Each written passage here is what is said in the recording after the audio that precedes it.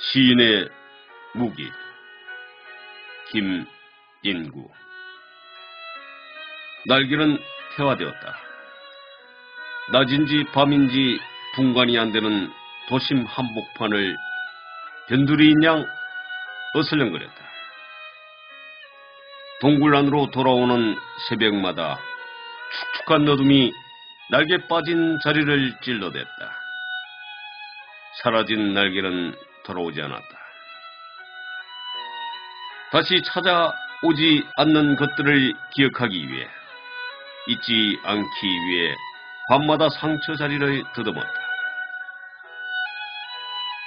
머리와 가슴을 분리해내지 못한 채 비스듬히 기울어진 한쪽 어깨로 울었다. 구름처럼 석 밤이 지나가고 난 뒤 태양이 동굴 안을 비추고 상처를 비출 때 사라진 이름들과 얼굴들이 창가 불빛을 따라 돌아왔다. 11월이 허락되었다. 네, 안녕하세요. 임상현 소설가입니다. 오늘은 시야 어식으로 등단 시집 다시 꽃으로 피어나는 너에게를 내신 김인구 시인님의 시인의 무기라는 시를 낭송하며 오늘의 3분 샬 한자를 이어가고자 합니다. 선민. 첫째 뜻은 한 사회에서 특별한 혜택을 받고 잘 사는 소수의 사람을 뜻합니다.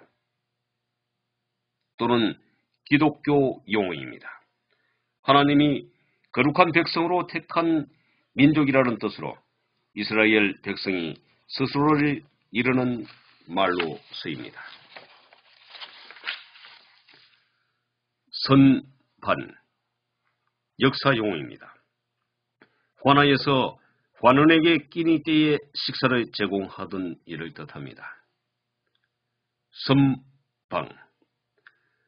참선하는 방. 선실과 같은 말로 쓰입니다. 시끄러운 속세를 떠나 조용히 참선 수행하는 선실. 무처선을 수행하는 사람에게는 이 세상 어디나 다 선방이 된다고 합니다. 불교에서는 참선에 들어간다는 말을 선방에 간다고 표현한다고 합니다. 선발제인. 한자로는 먼저 선 떠날 발, 누를 제 사람인. 선수를 체험한 제압할 수 있다는 뜻입니다. 유래를 살펴보겠습니다. 진나라 말기 하상 땅에 항량이라는 인물이 있었는데 어쩌다 살인죄를 범하는 바람에 신변에 위험이 닥치자 조카를 데리고 오나라로 도망쳤다고 합니다. 그런데 이 조카가 바로 그 유명한 항우입니다. 어쨌든 오에 정착한 항량은 재기발랄한 천품을 10분 발휘하여 그곳에 실력 있는 명사들과 적극적으로 친분을 쌓은 결과 얼마 안 가서 유명인사가 되었다고 합니다. 그는 그쪽 사이에서 점점 영향력을 키우는 한편 조카에게 틈나는 대로 병법을 가르쳤습니다.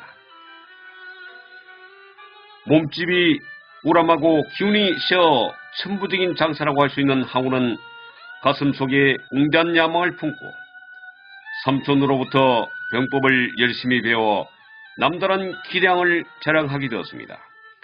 천하의 폭군 시항제가 죽고 나자 진나라는 그동안의 폭압 정치에 대한 반작용으로 각지에서 반란이 발생하면서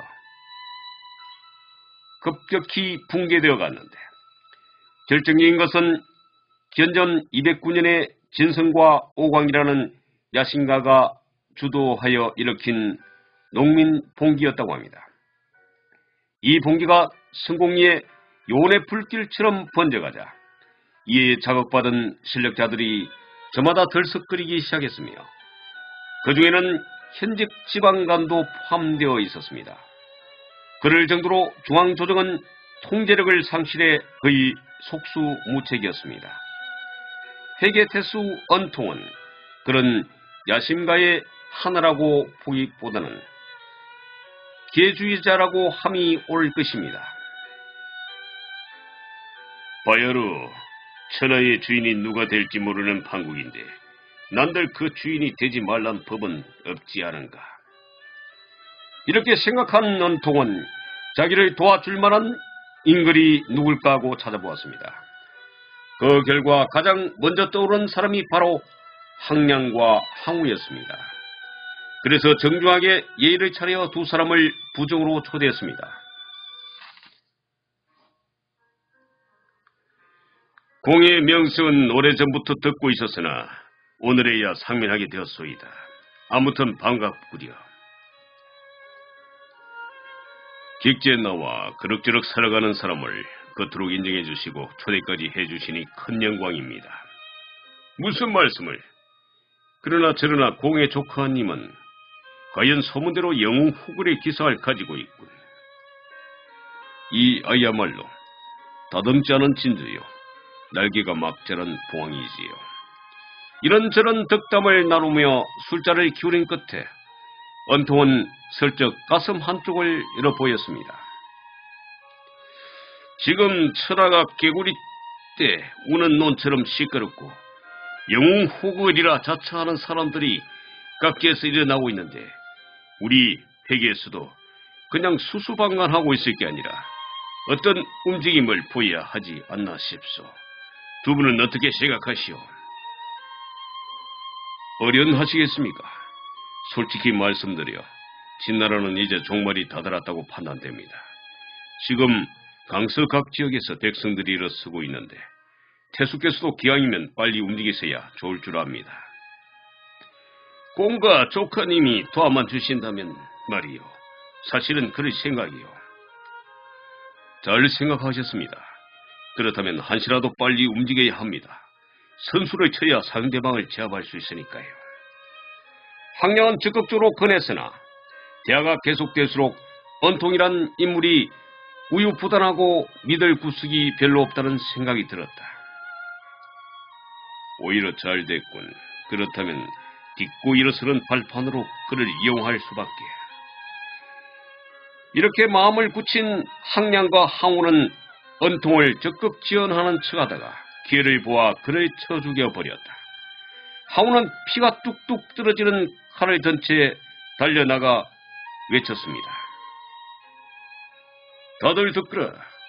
태수 은통은 하늘의 뜻을 거역하고 백성들의 소리를 외면하다가 천벌을 받았다.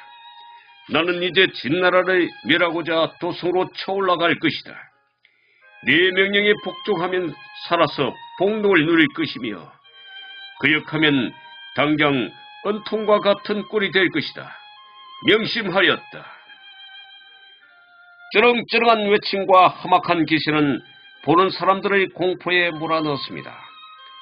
항우의 용명에 대해서는 모르는 사람이 없었으므로 급에 질린 사람들은 원해서든 원하지 않든 간에 모두 부하가 되겠다고 맹세했습니다.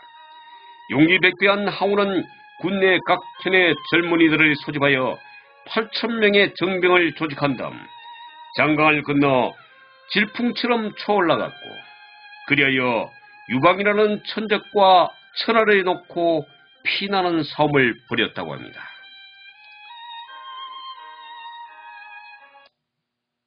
네, 오늘은 여기까지입니다. 오늘도 대단히 수고 많으셨습니다. 내용이 좋다면 좋아요와 구독을 부탁드립니다. 오늘도 멋진 하루 되세요. 감사합니다.